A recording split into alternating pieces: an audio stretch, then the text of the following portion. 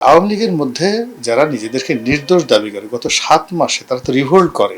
তারা যদি রিভোল্ট করে বলতো যে উই আর সরি, আমাদের অমুক অমুক ওই কাজ করছে, তাদের দায় দায়িত্ব আমরা নেব না। আওয়ামী লীগের এরকম হাজার হাজার লোক যদি রাস্তায় বের হয়ে আসতো এবং তারা যদি বলতো যে উই আর সরি, তাহলে আজকের নিষিদ্ধের এই পর্যায়ে আসা হতো না। ফলে কি হলো, মানে তারা সরিও বলছে না, বরং তারা এখন তাদের যে কথাবার্তা মনে হচ্ছে যে তারা একটা 15টা বছরে পুরোটা দেশ দূত এবং নহরে তারা ভাসিয়ে দিয়েছে।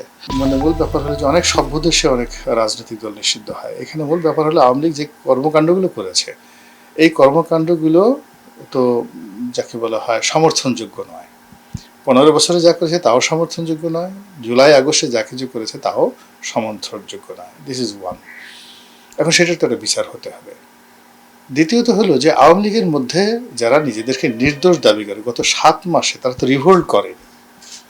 তারা যদি রিভোল্ট করে বলতো যে উই আর সরি, আমাদের অমুক অমুক ওই কাজ করছে, তাদের দায় দায়িত্ব আমরা নেব না। আওয়ামী লীগের এরকম হাজার হাজার লোক যদি রাস্তায় বের হয়ে আসতো এবং তারা যদি বলতো যে উই আর সরি, তাহলে আজকের নিষিদ্ধের এই পর্যায়ে আসা হতো না। ফলে কি হলো, মানে তারা সরিও বলছে না, বরং তারা এখন তাদের যে কথাবার্তা মনে হচ্ছে যে তারা একটা 15টা বছরে পুরোটা দেশ দূত এবং নহরে তারা ভাসিয়ে দিয়েছে। তো এই যে তাদের যে একটা জিদাজিদি এবং তাদেরকে ফিরে আসার হুমকি, এবং তারা মনে করছে যে 15 বছরে তারা যে কাজ করছে ওগুলো ভালো ছিল এবং আগামীতে যখন তারা আসবে তারা আরও ভালো কাজ করবে ওই একই নিয়মে, কোনো পরিবর্তন নাই। একইভাবে আবার দরবেশ আসবে, একইভাবে আইনমন্ত্রী আসবে, সে আগের আইনমন্ত্রী আসবে, আগের স্বরাষ্ট্রমন্ত্রী আসবে, ওয়াহিদুল কাদের আসবে, আবার সেই বক্তব্য দিবে।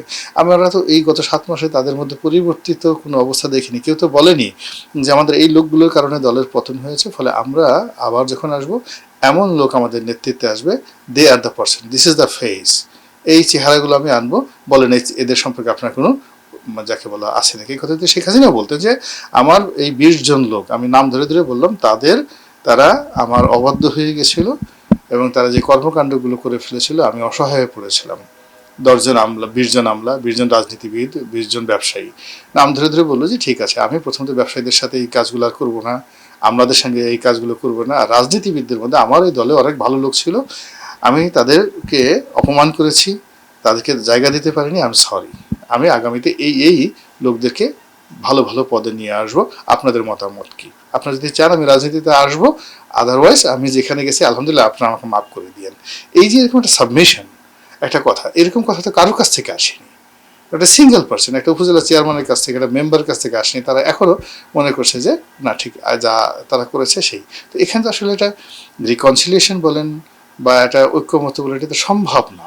এখন যেখানে আপনি বলতেছেন আমি নদীর পাড়েই আছি আর আরেকজন নদীর ওপার আছে, মধ্য থেকে প্রবাহমান পদ্মা নদী, এর মধ্যে তো বন্ধন হবে না, দুই পাড়ে আছে। তো যার জন্য এখন যা হবার তাই হচ্ছে।